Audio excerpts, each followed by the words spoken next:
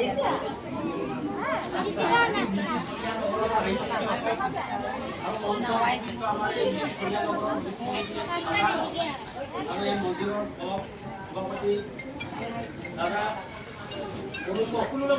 জনাইছোঁ।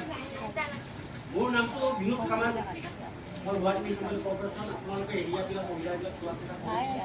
গতিকে আপোনালোকে যিসকলে এতিয়া গোট খুলিছে, যিসকলৰ ৰেজিষ্ট্ৰেশ্যন হোৱা নাই, হ'ব আপোনালোকে নিজে নতুন মাতাবিলাক কৰি থাকক, কোনো ধৰণৰ কাজিয়া পেচাল নকৰক। ভাৰতবৰ্ষতে আমাৰ এটাই প্ৰব্লেম চলে, অকল আমাৰ ইয়াত বুলিয়েই নহয়, গোটেই ভাৰতবৰ্ষতে বন্ধ হৈ আছে। ফাইলটো আমাৰ মোদী ছাৰৰ তাতে ফাইলটো হৈ আছে, হয়তো নামটো চেঞ্জ হৈ আহিব পাৰে, সেইটো কাৰণে অলপ টাইম লৈছে। সেইটো কাৰণে আপোনালোকৰ কিছুমান মহিলা ৰেজিষ্ট্ৰেশ্যন আমি দিব পৰা নাই। এতিয়ালৈকে 250মান ফাইল মোৰ লগত আছে। যিদিনা পূৰাই দিব প্ৰত্যেক দিনে আমি যিসকলে ৰিপৰ্ট পান পোৱা নাই তেওঁলোকক আমি দিবলৈ চেষ্টা কৰিম।